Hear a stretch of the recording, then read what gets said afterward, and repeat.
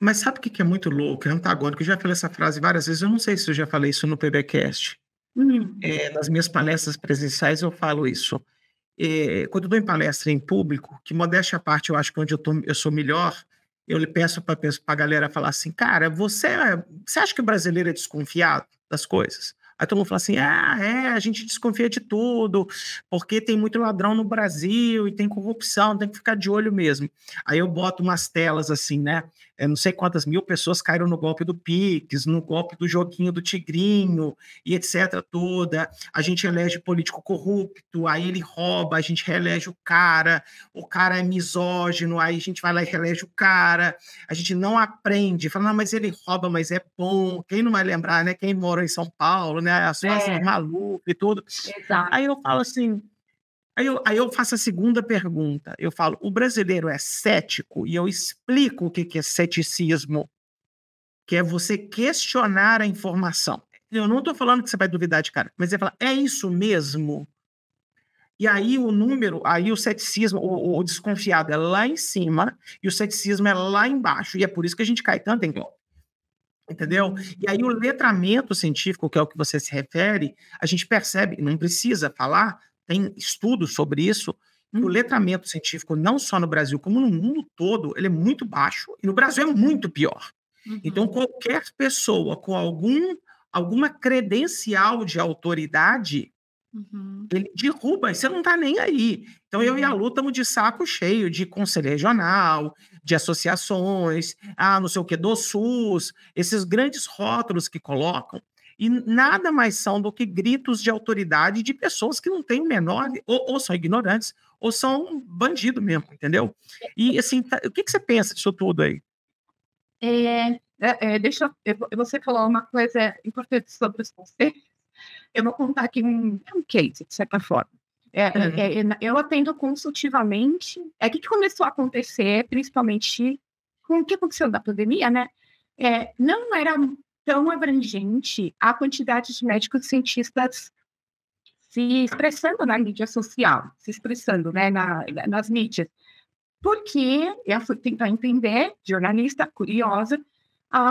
Não, porque vou ficar falando que eu virei blogueirinha. Então, assim, médicos e cientistas tinham muito medo de serem desqualificados na sua imagem por estar fazendo blogueiragem. É Uhum. assim que os médicos me falavam. Mas também, e aí eu falo, quantos médicos não me procuraram lá no Instagram, por exemplo, assim, pelo amor de Deus, né, me ajuda, porque assim, eu tô desesperado. Assim, na porta do plantão, uma pessoa fazia videoconferência comigo e falava: me ajuda, como é que eu faço para comunicar? Porque ele sentia dificuldade de justamente adequar, talvez, essa linguagem para esse modelo midiático, né? Porque às vezes Uhum. falar, né, beleza. Então eu comecei a atender. Mas tem um caso que eu atendi que o profissional falou assim: olha, mas eu não vou colocar nada de nutrição, eu sou nutricionista, nem me colocar minhas credencial, nada.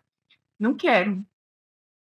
Eu vou falar, mas assim, para não vir nenhum, não sei quem aí me cutucar. Ótimo, tudo bem, mas Uhum. isso pode também gerar um ruído sobre a maneira como você traz a informação, porque a pessoa vai questionar, mas ele é mesmo, não é? Mas não, aí eu falei, bom, aí a gente criou um meio lá onde, então, as pessoas que queriam saber sobre as credenciais lá toda do nutricionista, ia para o site Uhum. o site dele, a gente direcionava. E deu muito bom. Teve poucos problemas, porque tinha muito de falar que a nutricional sendo falada para você não ter Covid, coma isso, como aquilo, cara, e esse pessoa estava maluco. Então, assim, para dar uma. Não dar chance para ninguém ir lá para o conselho e os conselhos virem interferir. Lembrei dessa história, porque você falou Aham. sobre como os Uhum. conselhos, né, às vezes, causam. Deveria ser para ajudar, mas na verdade não sou eu que estou falando, tá, gente? Eu mesma. Deveria Ô, ser para Tati, ajudar.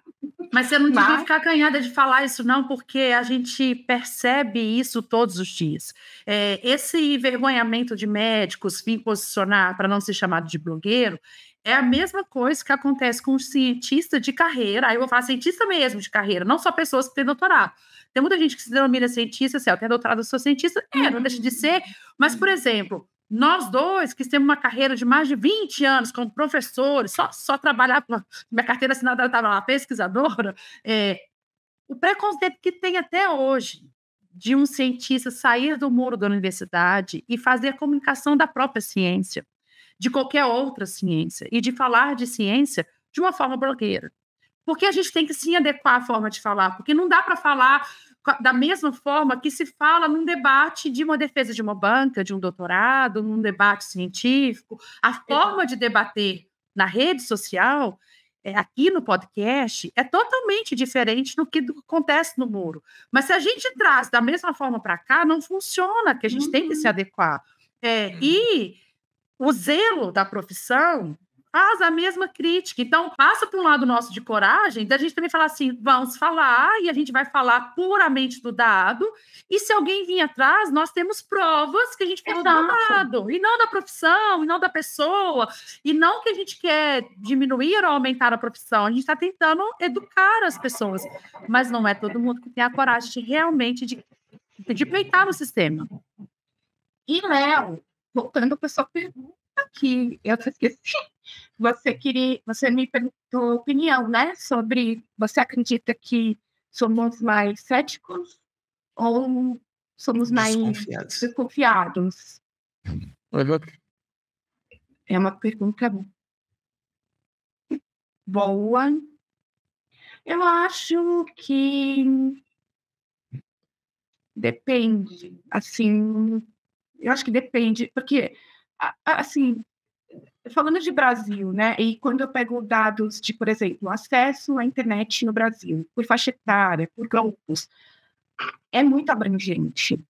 E assim, os locais dos quais, por exemplo, esse acesso acontece, determina, por exemplo, quem pode ser mais cético e mais levado a ficar pegado numa crença, mesmo que todas as evidências apareçam, e quem tem mais senso crítico para questionar e perguntar, determina. Então, é assim, com base em dados assim, do IBGE mesmo, que faz estudos sobre populações que usam a internet, não tem de 2024, mas tem de 2022, 2023, no Brasil inteiro, e acho que eu particularmente, acho que depende muito de questões sociais, depende do acesso, e não é só o acesso, porque a pessoa precisa compreender. Tem gente que acha informação, ok. Só informação não dá, porque você tem que saber se a pessoa consegue compreender aquilo que está sendo dito. Muita gente se engana.